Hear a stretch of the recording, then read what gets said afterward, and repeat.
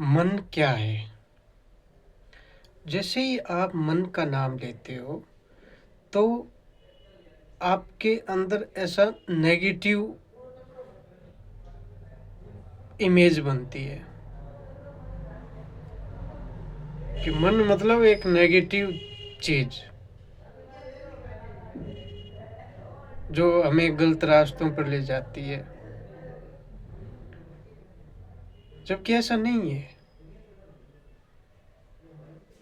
मन ही आपका शत्रु है, मन ही आपका मित्र है। अभी आप जैसे समझने आए हो कि मन क्या है, तो पहले ये बताइए कि जो अभी समझेगा वो समझने वाला कौन है? आप अभी मन के बारे में समझने आए हैं।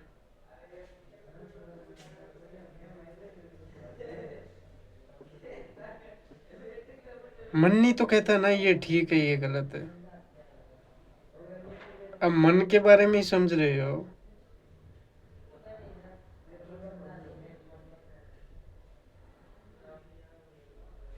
क्या मन ही मन को समझ रहा है?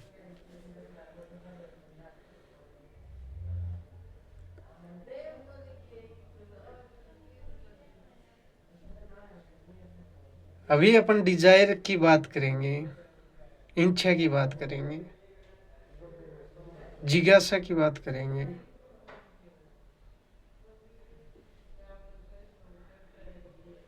आप मन के बारे में जानना चाहते हो, आप इच्छा के बारे में जानना चाहते हो।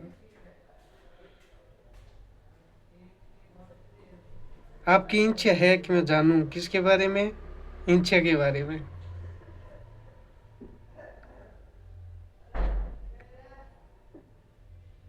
क्या सचमुच मन ही तो नहीं कह रहा कि मन क्या है?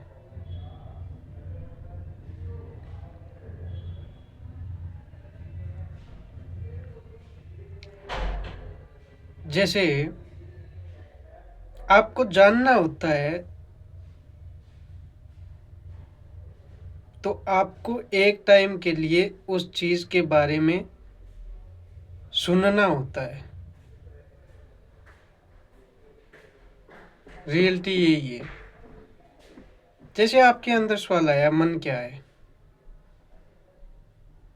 आप गीता में गए, वहां आपको पता चला कि मन मित्र भी है, शत्रु भी है।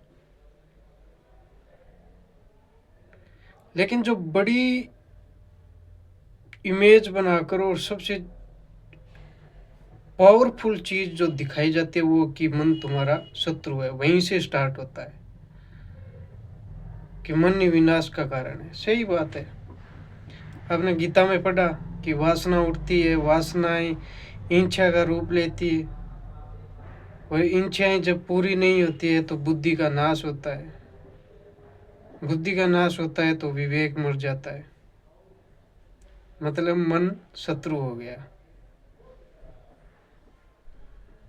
रावण के लाइफ से एग्जाम्पल जोड़ दो। वासनाओं को अगर अपन देखें कि हाँ ये इच्छाएं पैदा हो रही है, ये इच्छा है, ये इच्छा है,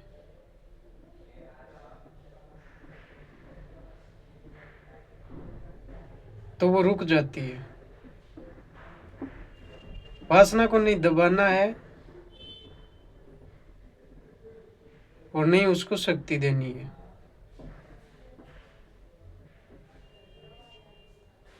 और जब आप वासना को देखते हो तो विवेक पैदा होता है। मतलब देखने में मुक्ति है।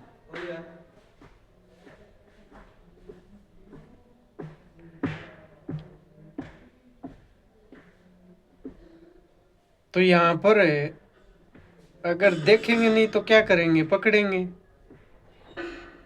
तो पकड़ना क्या हुआ? माया।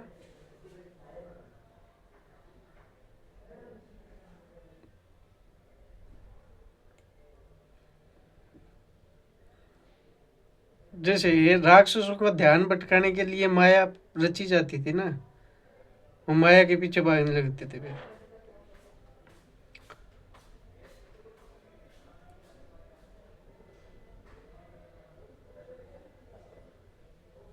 जो चीज आप पकड़ ही लोगे,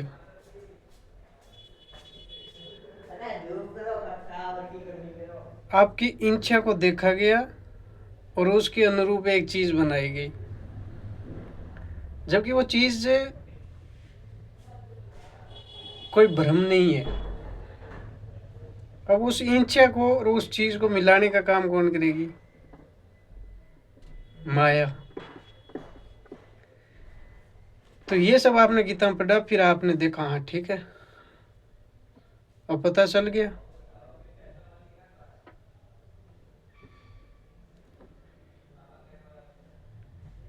यहां पर जो पता करने आया था, जो जानने आया था,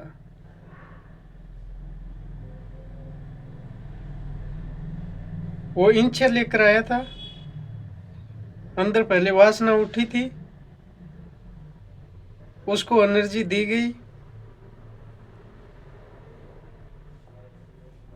कोई समझ कर गया है, तो क्या मैं यहां पर ये कह सकता हूं कि मन ही मन को समझ कर चला गया?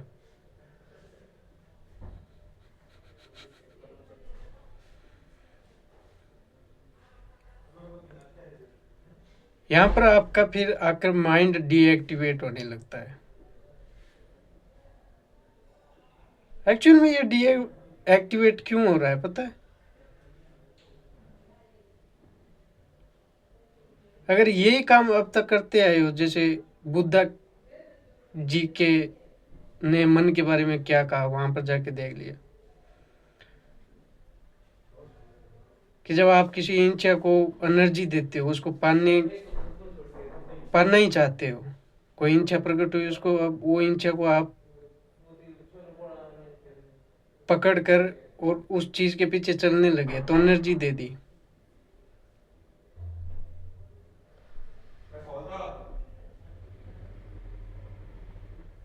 है ना? अगर इच्छा को इच्छा ही समझ लो कि ठीक है इच्छा है, आएगी जाएगी, मतलब देखते रहो। और क्या सच में ऐसा होता है कि कोई विचार आता है, विचार को देखा और फिर चला गया? हाँ, ऐसा ही होता है। इस बात में सत्य है। जब भी कोई वासना उठती है उसको देखो, फिर वो अपने आप चली जाती है और रहने वाली नहीं है।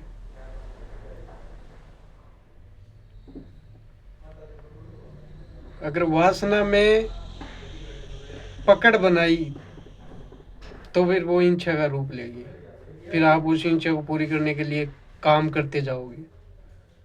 अगर वो काम पूरा नहीं होगा, इच्छा पूरी नहीं होगी, तो दुख होगा, दर्द होगा, बुद्धि का नाश होगा, यानी विवेक मर जाता है उस स्थिति में।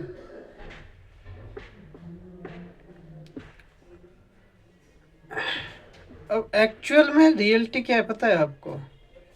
कि जैसे आप ये चीज समझने गए ना, जानने गए, तो आपको सोचना चाहिए था कि जब विचारों की बात हो रही है, इच्छाओं की बात हो रही है, वासनाओं की बात हो रही है, तो आपको जानना है ना मन क्या है। तो यहाँ जानने कौन आया है?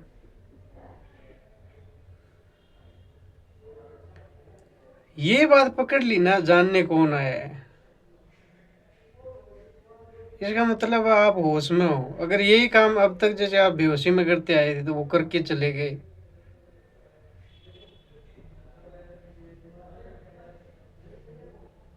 तब वो मन था पूरा का पूरा जाल। अब तक जो अपन बात करते आए थे वही मन था। अपन ने अभी जो बात की ना पूरी पीछे, जिस चीज को समझा, ये किया वो किया, थोड़े से मैंने क्वेश्चंस ऐसे खड़े किए, आपको ऐसे दिखाया। अब ये चीज अपन समझ रहे थे ना, वो अवेयरनेस थी वहां पर, होश में थे आप। अगर बेहोश में होते तो बातें सुनकर चले जाते।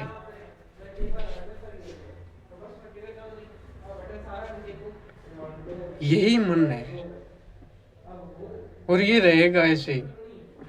बस आपको होश में होना है कि हाँ ये सब अब हो रहा है, तब धीरे धीरे ये चीजें गिरती जाएगी।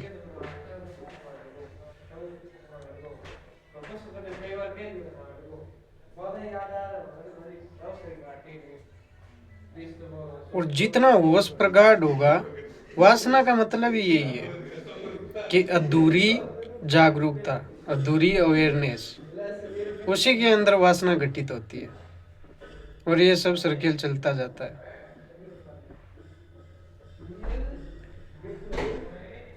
पूरी अवेयरनेस होगी तो उसके अंदर विचार गिरने लग जाएंगे ऑटोमेटिक।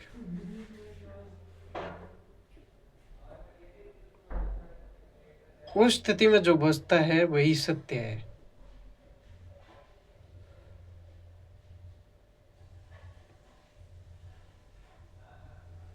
वहां पर फिर क्वेश्चंस भी नहीं बचते, और होती हैं तो होती हैं, क्या फर्क पड़ता है। मतलब जो रियलिटी में जो ज्ञान घटित होगा वो शब्दों से परे होगा। अगर आप उसको शब्दों में पिरोना चाहोगे तो फिर वही है मन। हाँ, समझाया जा सकता है इसके माध्यम से, जैसे अभी अपन बात कर रहे हैं, समझा रहे हैं कुछ।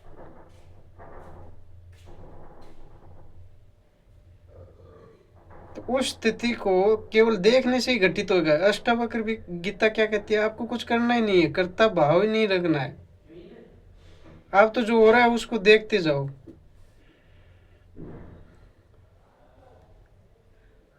देखने में ही मुक्ति है। और जो फिर घटित होगा वो इतना शांत, इच्छा मुक्त,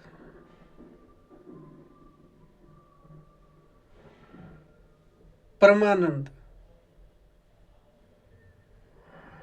उस स्थिति तक पहुंचाया जा सकता है आपको बता कर कि हाँ ऐसा ऐसा करते जाइए।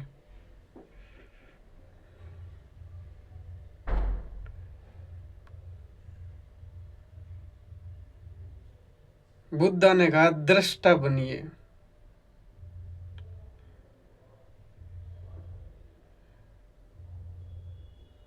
समुद्र के किनारे पर बैठ जाइए, उठती हुई लहरों को देखते रहिए, देखने देखने में ही लहरें शांत हो जाएगी और सत्य प्रकट हो जाएगा। उसको अगर आपने शब्दों में पिरोने की कोशिश की तो फिर वापस मन के जाल में आ जाओगे। हाँ, एक थोड़े व्यवस्थित शब्दों के माध्यम से उस मार्ग के बारे में जानकारी दी जा सकती है। धन्यवाद।